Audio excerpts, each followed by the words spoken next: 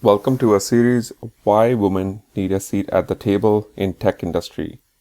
My name is Vikram Monga. I am Vice Chairman of Virtually Testing Foundation. We're based out of California, USA.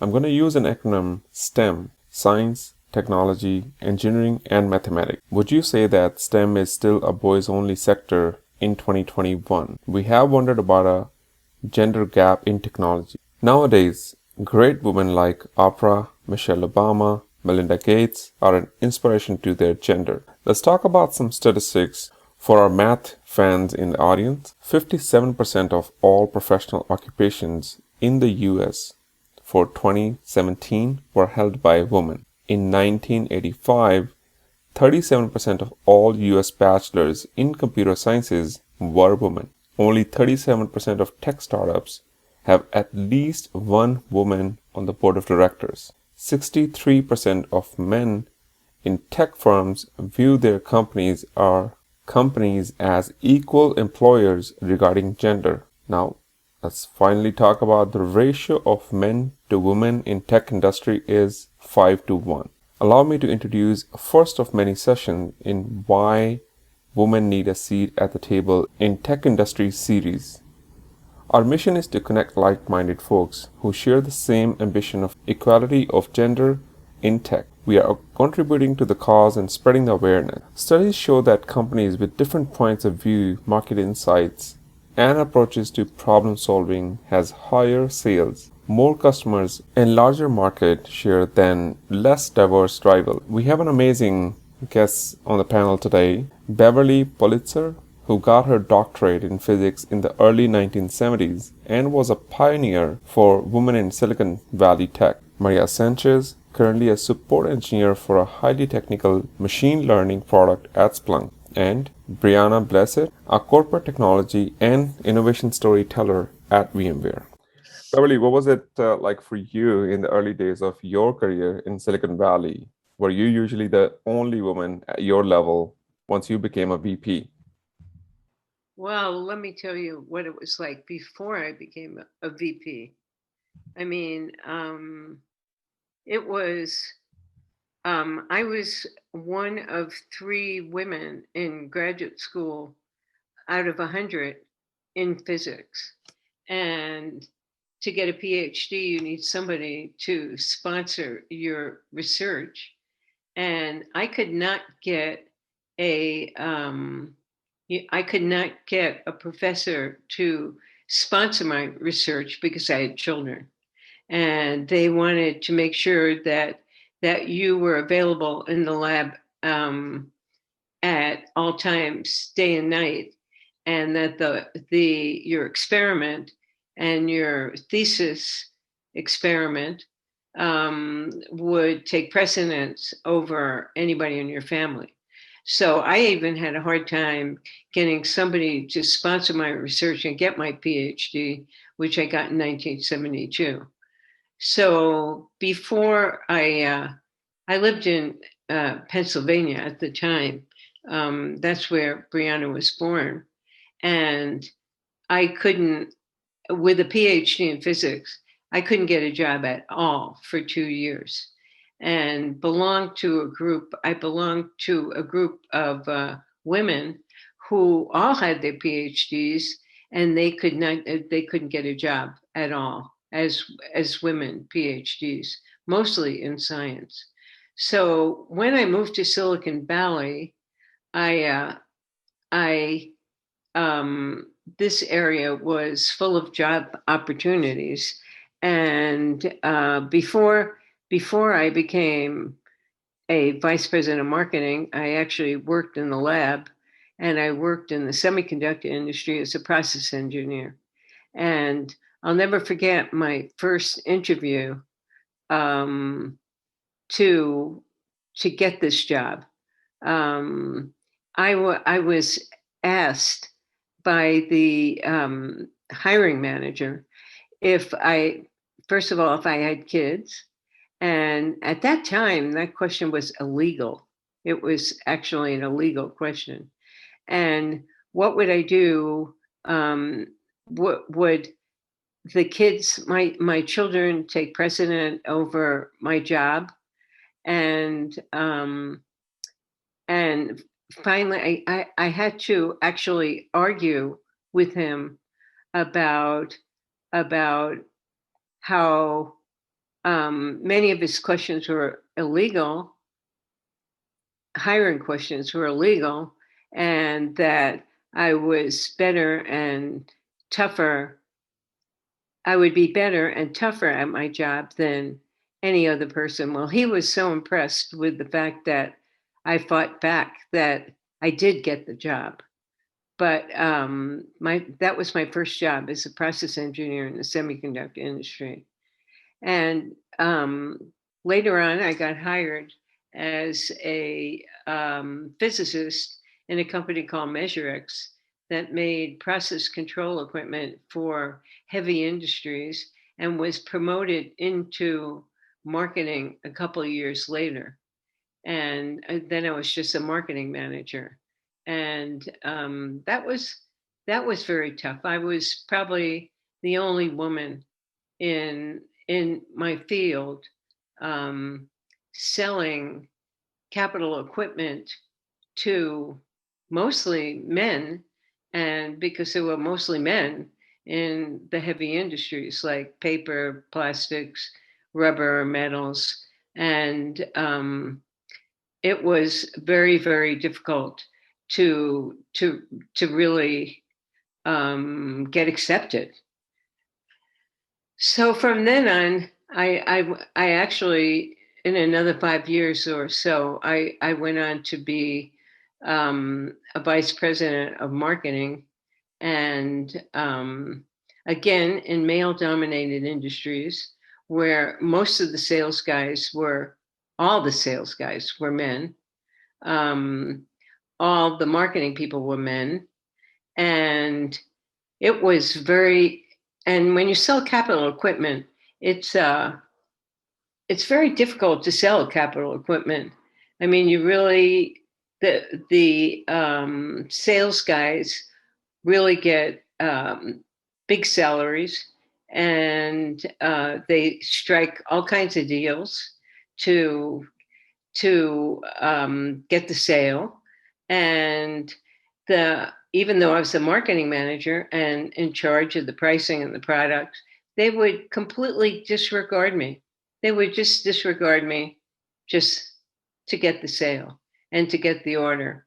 And I would say, in throughout my career, which was another 20 years as a VP of marketing and then becoming VP of marketing and sales, and always managing men um, in high tech industries, high tech products in heavy industries. It was very, very difficult not only to get a seat at the table, but to to to actually manage a group of men. Um, it was very, very tricky. So I guess that's a long story, but that was when there were no women who had seats at the table, no women at all. And you really weren't. Probably the only person I was ever supported by was the president who hired me. Often I was the only woman in the management team, and as the only woman in the management team, I constantly had to watch my back. And when I say watch my back, it was, if anything went wrong, the other guys on the management team were gunning for me. So that's the story of my life.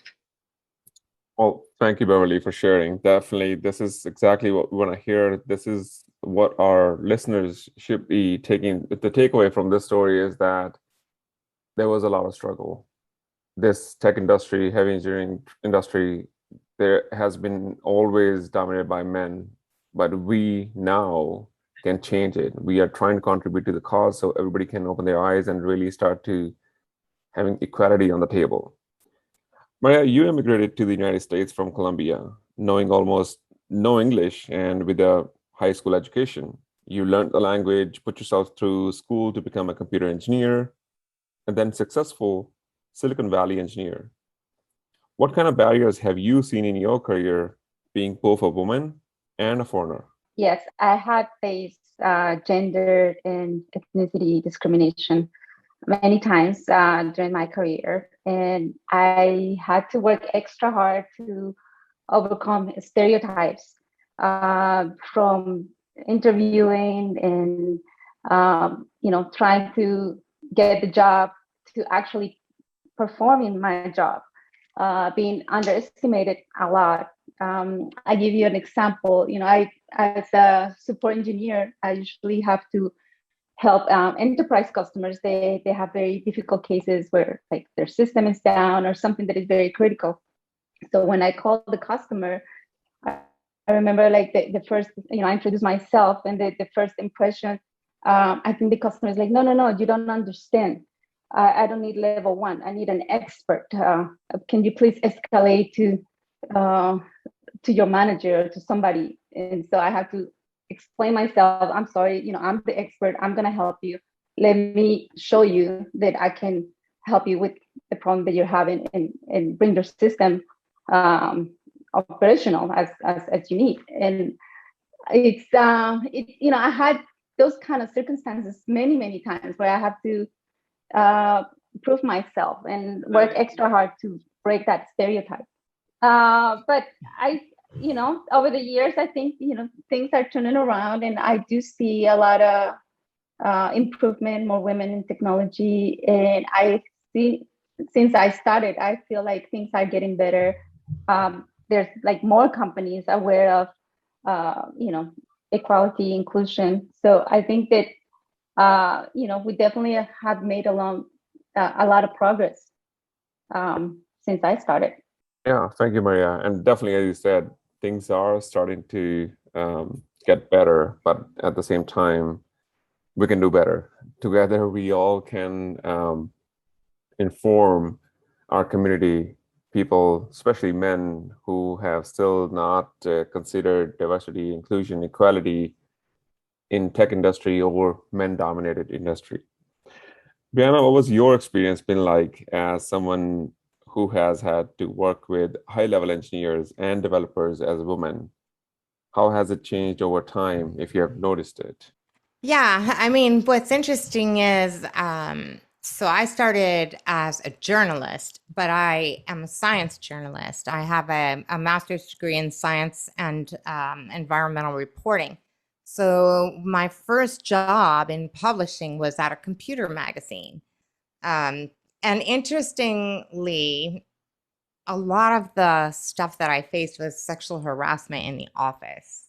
And that was something that was very different, I think, than my male colleagues. Like, I mean, like legit sexual harassment. Now, fortunately, I've seen things like this change throughout the years. And in talking to some of the younger women, um, I actually talked to some women who said they've never been sexually harassed in the office. And to me, that was almost unthinkable. Like, I had a lot of situations in which, a boss would abuse his power, inappropriately or asking for inappropriate things from me. And I was in New York City, and the New York City publishing industry on Park Avenue was extremely male.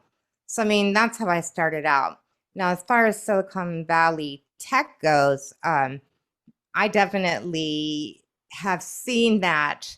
I've watched a lot of the stuff like what has happened with Maria. My position's a little different because I'm a writer and an editor.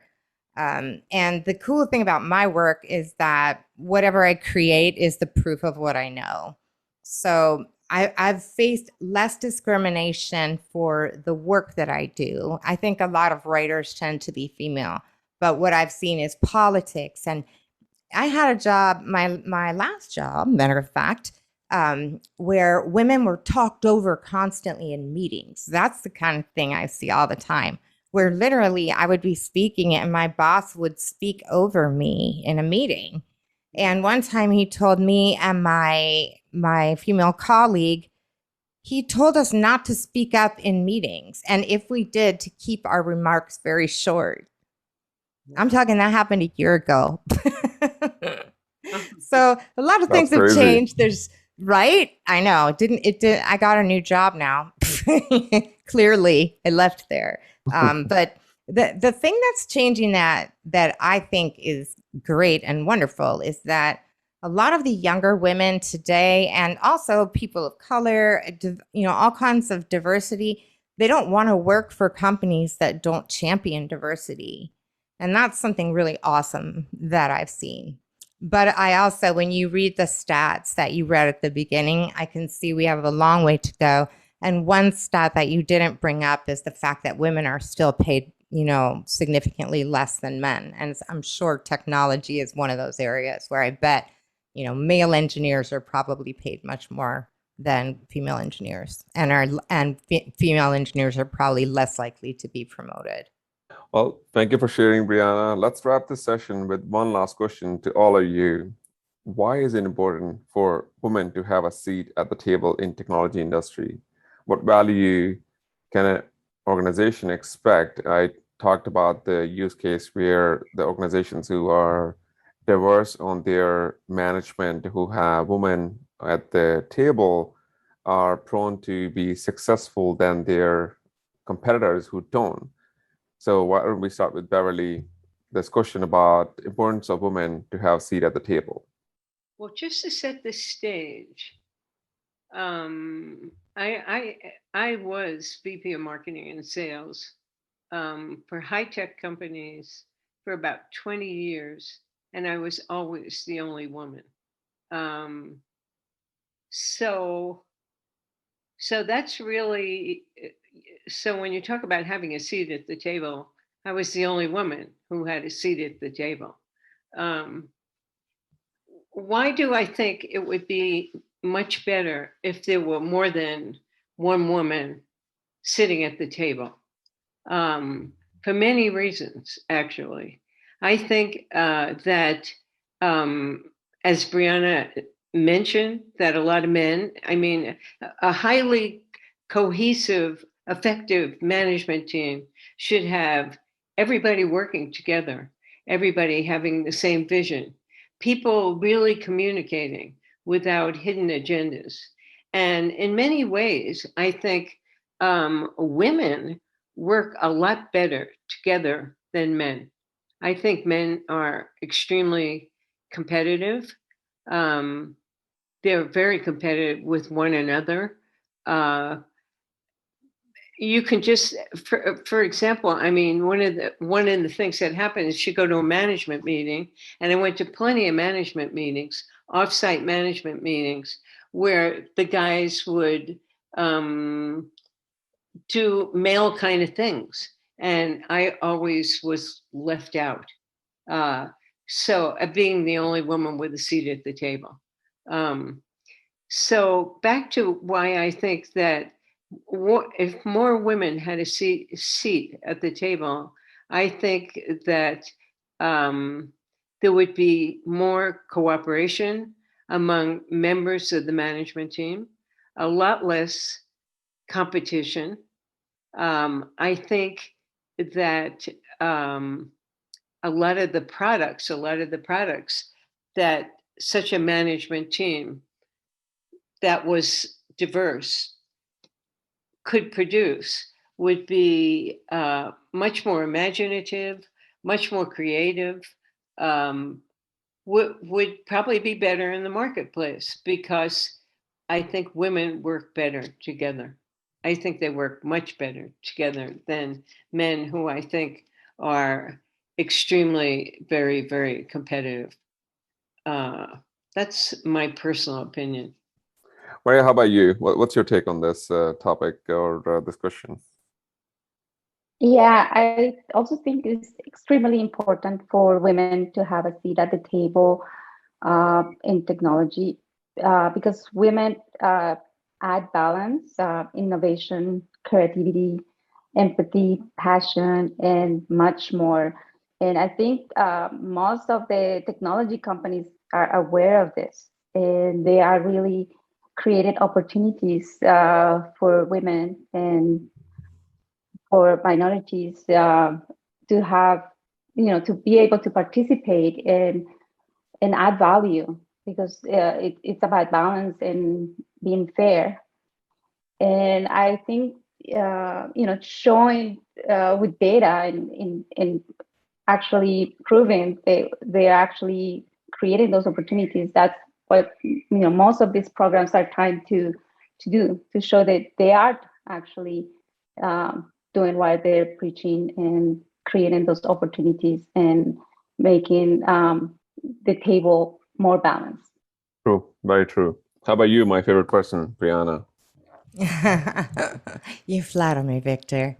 Well, I have I look at this slightly differently. I mean, I agree with everything that Maria and Bev said, but and also, well, one other thing I want to bring up is, like Maria said, it's not just women; it's all kinds of diversity, right? In physical ability, diversity in race, diversity in gender, diversity in age, diversity in abilities.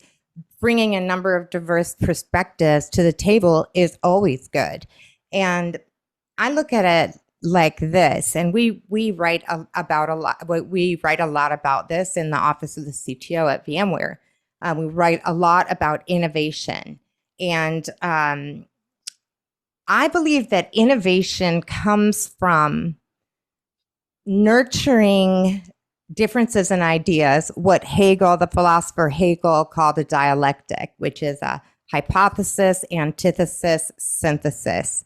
So I come up with an idea, you try to poke holes in it, then we come to a better conclusion in the end. And without having a diverse set of stakeholders at the table, that Hegelian dialectic isn't there, and you will have a lack of innovation. So by nurturing contrary ideas as part of the creative process, I know better solutions will be created. So that is my answer. That's very true, right? We always said it, embrace the uniqueness.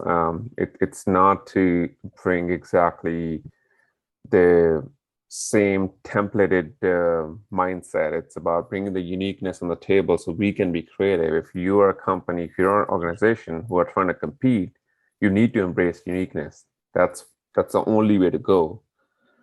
So women face challenges working in male-dominated workplace cultures. Part of this series, we are trying to reach those women who want to share their experiences, to open eyes to those men who are still trying to figure out the importance of diversity. And by the way, if there's any young women out there listening to this, I would like to encourage you not to be afraid to study math and science, because there is a place for you at the table. So, and if you have a little girl, tell her that she can be anything she wants when she grows up. I will. Hey, you happen to have a little girl, don't you? Yeah. Exactly. The other day I was looking at a story of some of the women Nobel Prize winners in physics, and one of them was a woman called Maria Geppert-Mayer, who won a Nobel Prize in physics, but she never had an official job at a university. That all her work was done in the basement, and it was done in the basement of the lab where her husband worked. And this is probably true for Madame Curie as well. And she was never paid a cent for her work or for her research, and yet she managed to end up winning a Nobel Prize. So there were great stories about women who persevered in science and were not recognized and not encouraged. And just imagine what we would have today in terms of science and technology if women were able to actually be 50% of the population that was studying and achieving and researching. I mean, it would be a much better world. Very true. Here.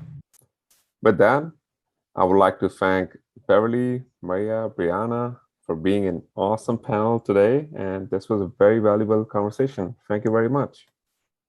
Well, thank you, Victor. Thank you. Yeah, thank you so much for having us.